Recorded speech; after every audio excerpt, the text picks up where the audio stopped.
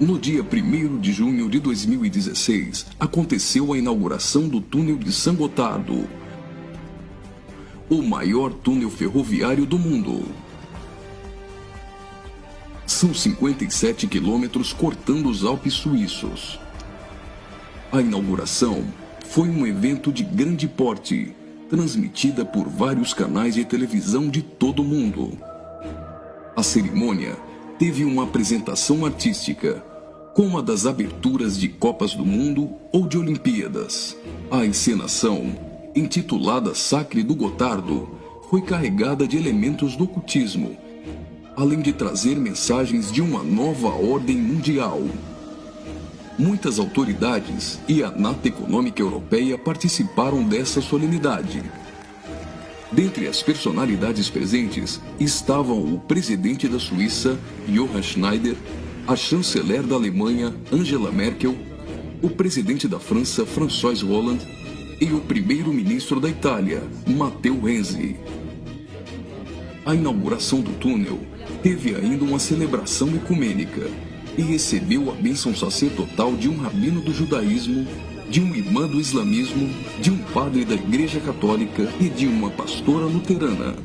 Vamos analisar alguns elementos dessa celebração bizarra, que muitos analistas chamaram de inauguração da nova ordem mundial. Na primeira parte, em ambiente fechado, a humanidade é representada por uma marcha de zumbis, pronta para receber ordens. Surge então um anjo na forma de bebê. Aparentemente, este representa Lúcifer. O anjo caído já começa a apresentar semelhanças com Baphomet, que é um dos principais símbolos de Satanás em algumas linhas de culto pagão. Observe, dentre as personalidades presentes, esse sujeito, portando um cetro e vestido com traje de algum tipo de organização ou irmandade.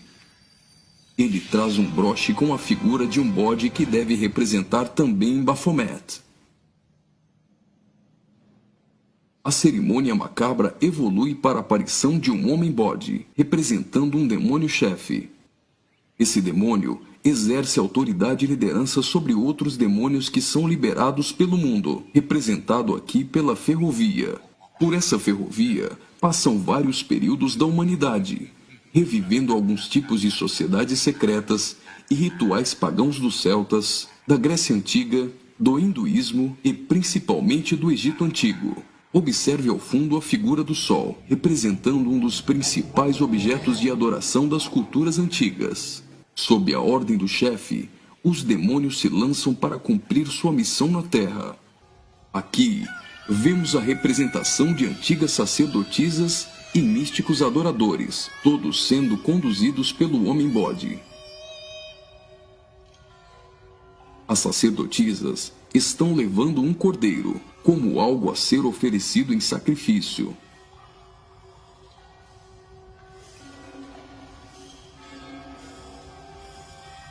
Observe a semelhança dessas sacerdotisas de branco com as adoradoras de Ísis. E nesta exaltação de muitas formas de adoração pagã, não poderia faltar a coroação da Rainha dos Céus.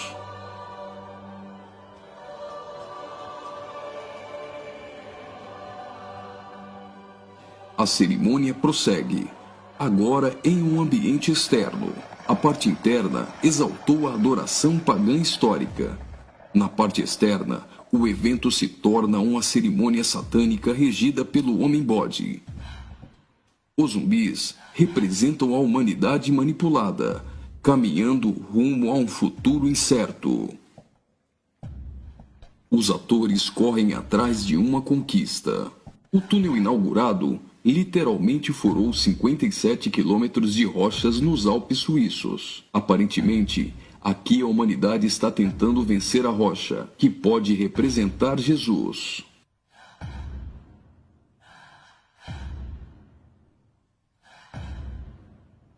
Por várias vezes, eles investem desorganizadamente contra a rocha, mas todas as tentativas são frustradas. Até o momento em que eles se unem e conseguem um importante progresso. Lembre-se que o espírito de Nimrod era unir o homem para vencer a Deus, e que este túnel é o símbolo de integração entre os povos. Observe que eles conseguem a abertura de um portal. A representação desse portal lembra o CERN. O CERN é a Organização Europeia para a Pesquisa Nuclear. Está localizado na região de Genebra, na fronteira franco-suíça, a pouco mais de 200 quilômetros do túnel de Saint-Gothard. No CERN, encontra-se o LHC, o maior acelerador de partículas atômicas do mundo e maior máquina que o homem já construiu. Ele tem 27 quilômetros de circunferência e está a 100 metros abaixo da superfície. O CERN está em busca da antimatéria e tentando recriar o Big Bang. Mas o CERN também tem um propósito esotérico ocultista nem tanto oculto. Segundo a própria comunidade científica, o CERN pretende acessar outras dimensões e se conectar com forças desconhecidas. O respeitadíssimo físico Stephen Hawking advertiu que os experimentos do CERN podem representar graves perigos a nosso planeta. No prefácio de seu livro, Star Wars, Hawking afirmou que o acelerador de partículas poderia causar uma decadência catastrófica do vácuo, o que levaria o tempo e o espaço a entrarem em um colapso. Isso poderia destruir não somente o planeta Terra, mas também o sistema solar e todo o universo. Você já deve ter ouvido falar da partícula de Deus, ou bóson de Higgs. Até o Papa implorou à comunidade científica a suspender as operações do LHC, advertindo que eles poderiam abrir os portões do inferno. Observe também que a logo do CERN é a junção de 3 números 6, 666. As cenas seguintes mostram uma sociedade em transformação. Do portal que foi aberto, procede a direção para a humanidade. Veja que uma nova sociedade vai surgindo. O espírito da rebeldia e da sensualidade marcam as pessoas. A decadência da humanidade é representada tanto na forma de uma queda literal, como através da sensualidade.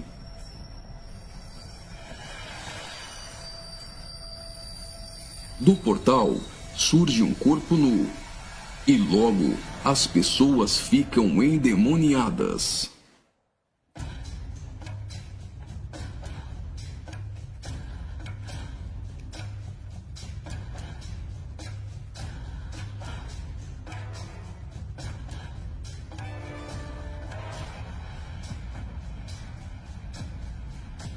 Veja a representação de que existe algo dentro deles. Trabalhadores do túnel aparentemente são representados aqui, mas observe que a verdadeira representação é o deus Shiva, da trindade hinduísta. Shiva é o deus da destruição. Ele destrói para dar lugar a algo novo. A dança de Shiva é considerada a manifestação física do ritmo cósmico. Observe que na entrada do principal laboratório do CERN existe uma imagem de Shiva. A dança destruidora de Shiva é associada à aceleração ou à dança das partículas. A cena seguinte lembra os operários mortos na construção do túnel, mas na verdade representa o sacrifício humano.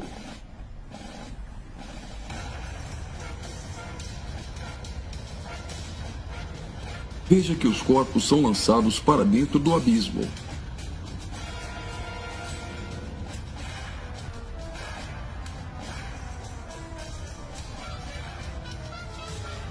Preste atenção. Do fundo do abismo, as mãos vêm receber o sacrifício.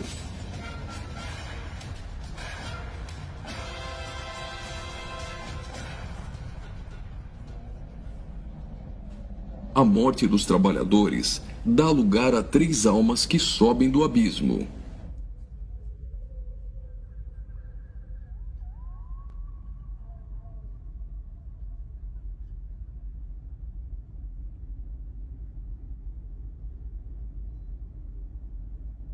Surge então um enorme olho que tudo vê, ou o Olho de Horus, um importante símbolo usado pelos Illuminati.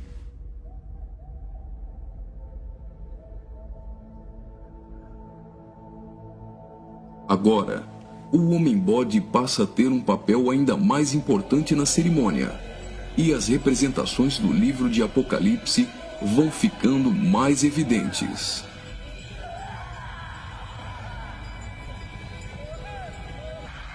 Veja como os demônios se parecem muito com o orixá Omolu. Do portal surge uma figura de um homem, misturada com a de um bode e 3 escaravelhos egípcios. O escaravelho simboliza o deus Khepri, o deus do sol nascente. Homem e bode se fundem, representando a encarnação de Satanás e o surgimento do Anticristo. Ele não será um homem normal. Sua autoridade e poder provém do próprio Satanás. Uma personagem, aparentemente representando a deusa Ísis, surge para ungir o Homem-Bode, que é a própria besta. Como a cerimônia de coroação de um rei, a besta é ungida governante sobre todo mundo. Observe novamente que os demônios lembram muito o orixá Omolu. Após receber o manto do espírito feminino de Ísis, a besta manifesta atitudes homossexuais. Ungido governante do mundo, a besta demonstra sua fúria contra todos e agita seus demônios.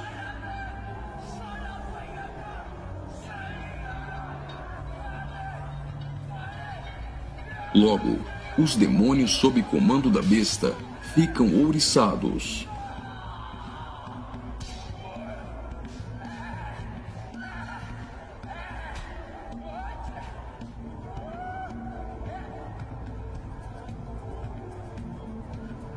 Assim como está escrito em Apocalipse, a besta passa a ser adorada pelos homens e pelos demônios.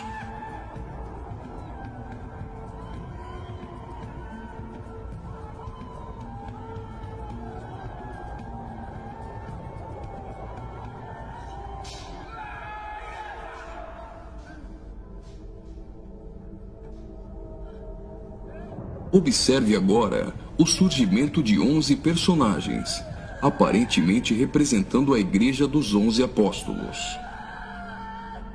A besta terá autoridade para perseguir a Igreja e para matar os que não lhe adorarem.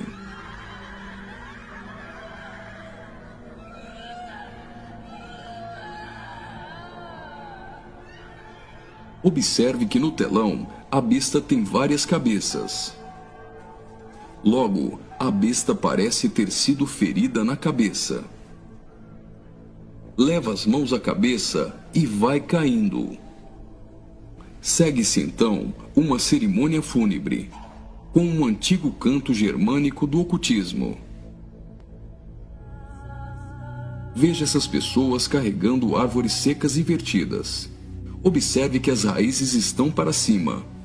Assim como a cruz invertida é um símbolo do satanismo, tudo que se apresenta invertido representa o contrário. A imagem do telão é a árvore da morte, que é o contrário da árvore da vida.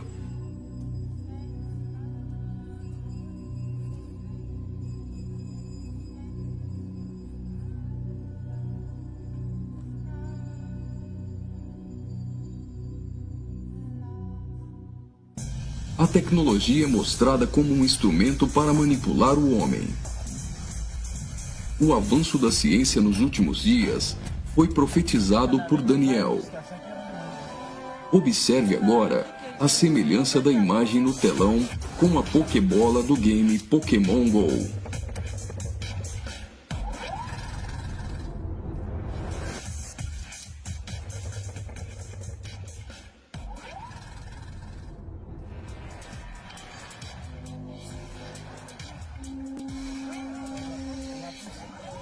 Enquanto na parte inferior da tela aparece uma segunda besta caminhando em direção à primeira, ao fundo surge a figura da Grande Meretriz.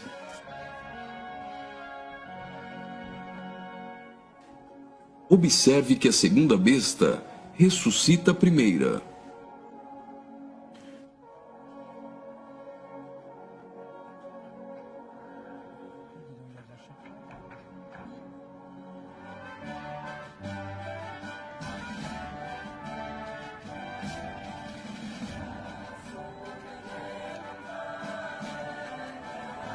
Note que os símbolos maçônicos estão presentes em várias partes da celebração. Aqui, temos o olho de Horus e o compasso com um esquadro. Os 3 personagens de cabeças grandes aparentemente representam as nações da Terra, os reis da Terra e os mercadores da Terra que foram embriagados e se prostituíram com uma grande meretriz. O relógio girando ao contrário provavelmente faz menção à profecia de Daniel, de que o anticristo mudaria os tempos, e fala da velocidade em que a nova ordem mundial será estabelecida. No auge da cerimônia, todos os personagens se lançam em adoração. Mas afinal, o que eles estão adorando?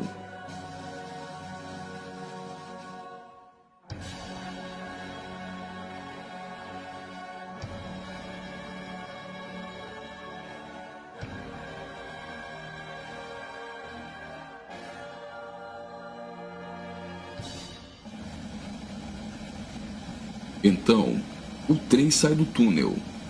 Mas certamente eles não estão adorando um trem. Eles adoram aquele a quem pensam que venceu a rocha. Eles adoram o grande dragão, a antiga serpente, que se chama Diabo e Satanás, o sedutor de todo mundo. Pensam que Satanás venceu a Cristo.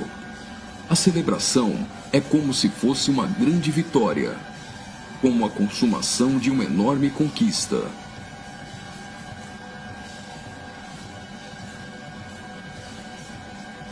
Observe mais uma vez no telão. Por algum acaso trens voam? O que isso significa? O trem se parece com uma serpente e representa a Satanás, que sempre quis subir aos altos céus e ser exaltado.